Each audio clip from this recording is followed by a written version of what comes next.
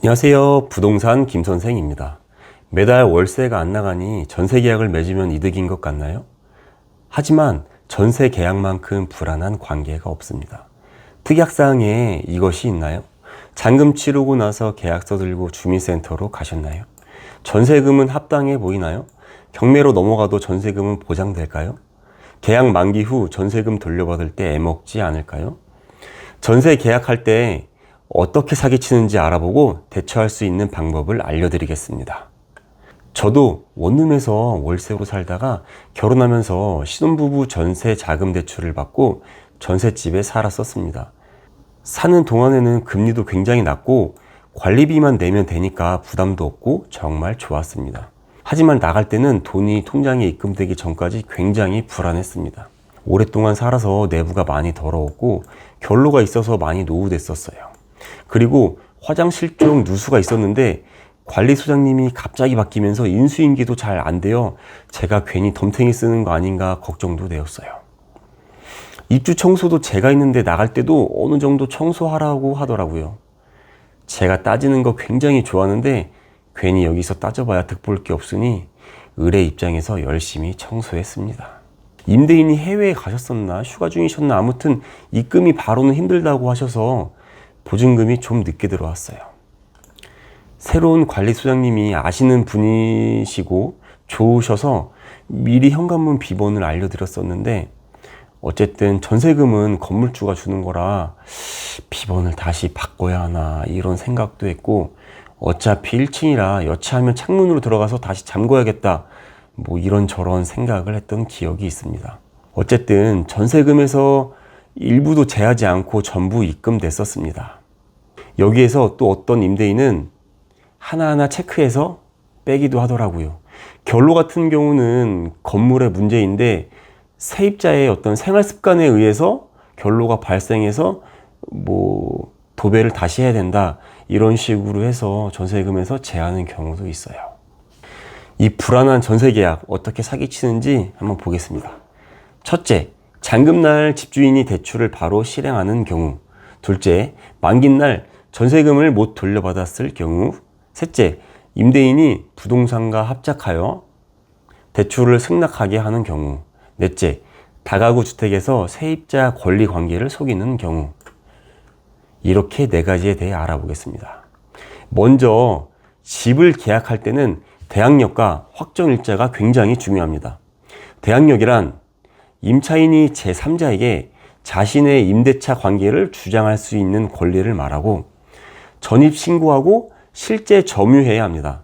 그리고 가장 중요한 게 다음 날 0시부터 대항력이 발생합니다.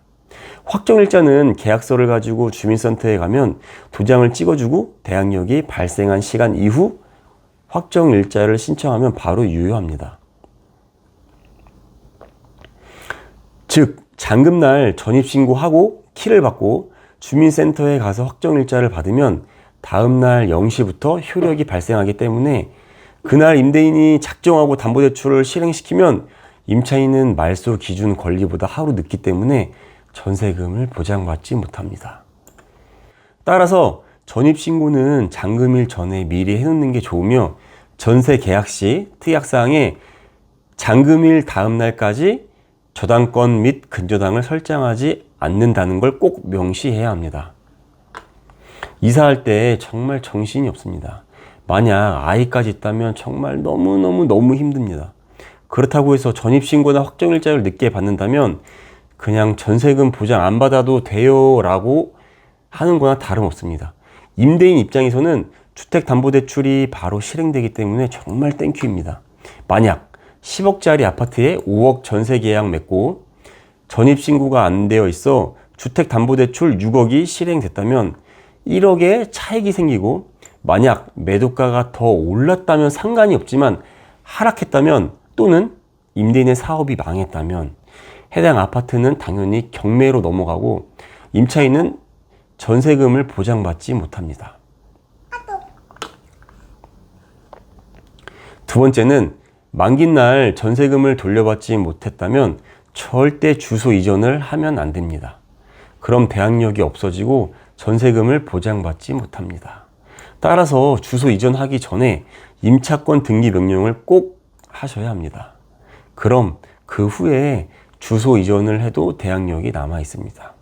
또는 계약서 작성 후 전세보증보험에 가입한다면 계약 만기 후 한 달 이내 공단에서 전세금을 미리 돌려받으실 수 있습니다.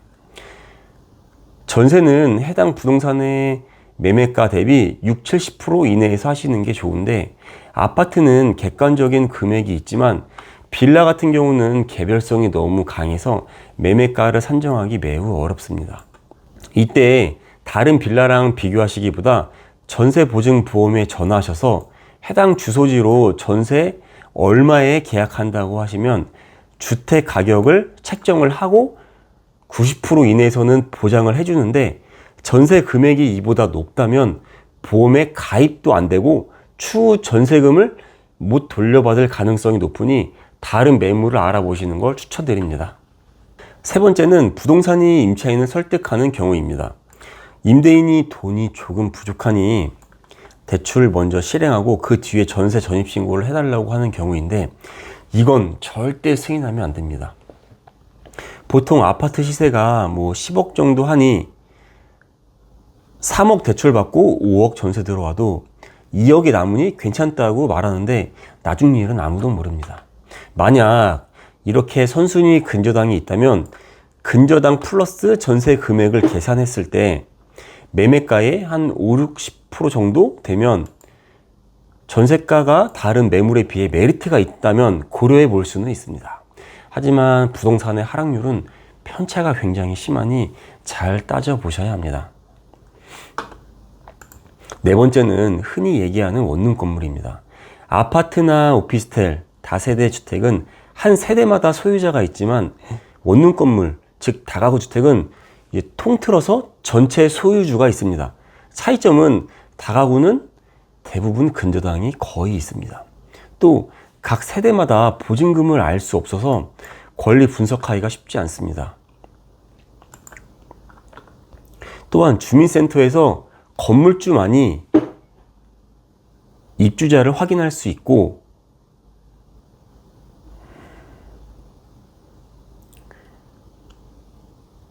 또 각 세대마다 보증금을 알 수 없어서 권리 분석하기가 쉽지 않습니다.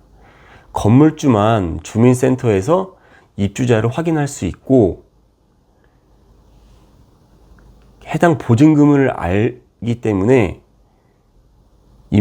임대인께 꼭 각 호실 보증금을 알려달라고 하셔야 합니다.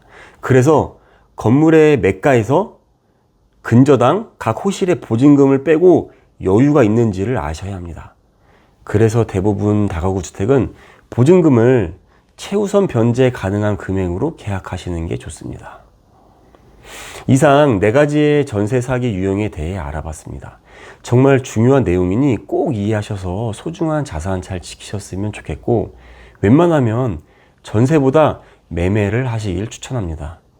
내가 건물주가 된다는 게 먼 얘기 같지만 잘 찾아보시면 내 조건에서 맞는 아파트를 구할 수 있습니다. 그리고 참 신기하게도 대출은 내 잠재 능력을 끌어내주는 원동력이 됩니다. 이렇게 대출받아서 내가 살 수 있을까? 이 이자를 감당할 수 있을까 싶은데 어느 순간 매달 내는 이자에 적응하고 원금까지 상환하고, 어느 순간 이자에 적응하고 원금까지 상환하고 한 단계 상급지의 매물을 보고 있는 자신을 발견할 수 있게 될 겁니다. 전세는 이사할 때마다 도배, 입주 청소 비용, 포장이사 비용, 이사 과정에서 가구나 전자제품 손상되어서 입는 피해, 집 사이즈에 따라 다르지만 최소 몇백만 원이 2년마다 날아가고 있습니다. 그렇지 않으면 어쨌든 전세금을 올려서 계약을 갱신해야 합니다. 그리고 그 큰 돈은 전혀 성장하지 못한 채 묶여 있습니다. 사실상 임대인의 투자금으로 쓰입니다. 물가 상승률에 비교하여 상대적으로 내 전세금은 마이너스 성장을 하고 있습니다. 따라서 꼭 매매를 알아보시기 바랍니다. 눈을 조금만 낮추시면 매물이 보일 겁니다. 그럼 제 영상이 조금이라도 도움이 되셨다면 구독과 좋아요 부탁드리고 저는 신생 채널이라 구독이 안 되어 있다면 찾아보시기 힘들 겁니다. 부동산 관련 좋은 내용 많이 업로드 될 예정이니 꼭 부탁드립니다. 하루 10분 정도씩만 투자하시면 손해는 안 보실 겁니다. 감사합니다.